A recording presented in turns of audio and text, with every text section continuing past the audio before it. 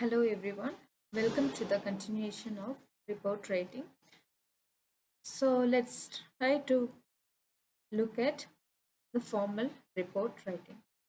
As I said, the formal reports have seriousness of purpose and content, presenting elaborated data which cannot be easily done and which cannot be done in informal writing.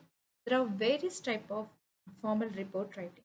They are routine or periodic reports, informal reports, and interpretative reports. The pattern of these reports is set according to the established standards or message or conventions. Okay, let's go and look at them one by one.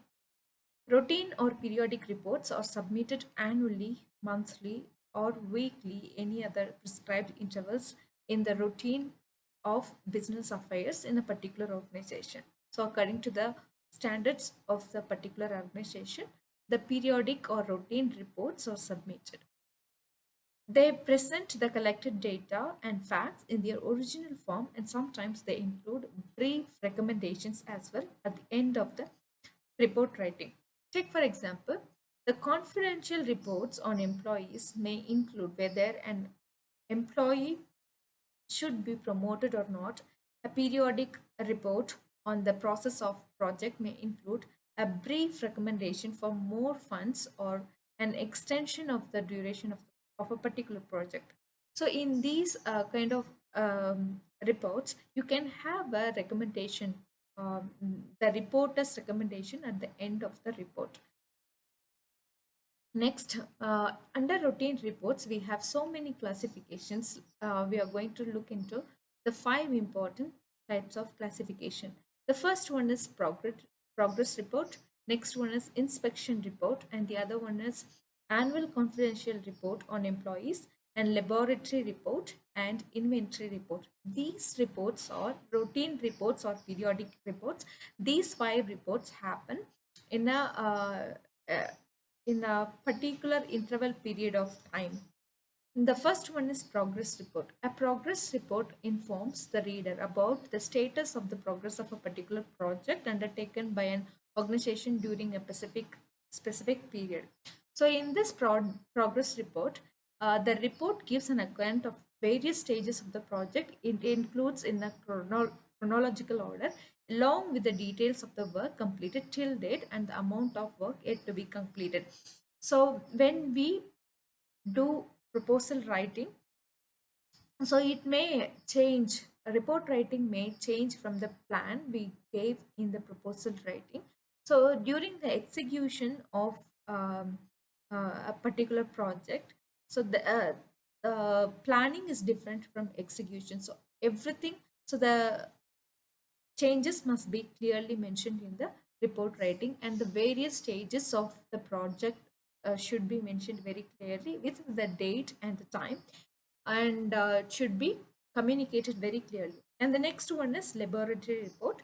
Laboratory reports are those reports which are written by the scientist or chemist or the students of engineering science, psychology, biology, and those who work regularly in the laboratories. In this report, the students or the scientists, they do report on the findings they do or the experiments they conduct, and they give report on the apparatus they use in the laboratory, or the findings they found through the experiment, or if they have anything for the future scientists or students to find out, there would be recommendation under these reports. So next we have inspection report. This inspection reports not are routine reports that compiled only after thorough investigation of a particular object or products. These type of report are used by an organization either to see whether the product is functioning properly, or does it need any repair, or to see whether the quality of the product in a systematic manner. So when you see the quality, you also see how it works, how a particular product works, and the efficiency of the production. So everything is noted in this report. And then comes the inventory report. This type of report is often computer generated, not manually it is generated, and it requires the user to put in the relevant data regarding the stock on the hand. So in this, so we have a automated format for this. So we are, the reporter is not creating anything new here. So it is already formatted. So we have to fill in the data there. And annual confidential report of employees. As the name suggests, these reports are submitted annually by controlling officer about their subordinates. So it evaluates their work performance and behavior in the respective departments. So take for example, uh, in this, during this report, the controlling officer write whether the particular professional require any promotion in his life or not. So this is about annual confidential report. And then we have informational report. This in term informational is generic for any report whose primary purpose is to convey a particular information. It is called informational report. It entitles all the details related to the subject. So it includes all the details related to the subject under this informational report. So this must be developed, well developed and well analyzed, and should produce only factual data. And then we have interpretative report.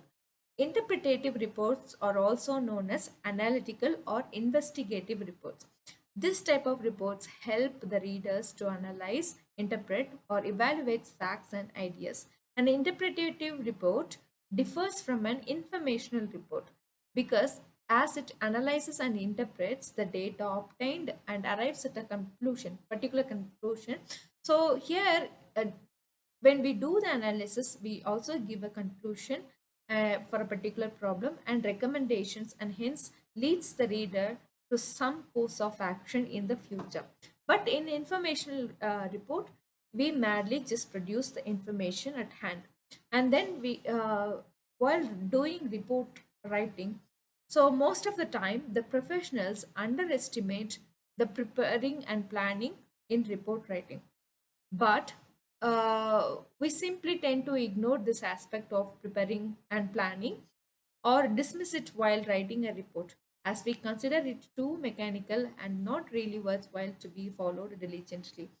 As a result, sometimes we may fall uh, to write quickly and end up failing to give the important fact of a particular report.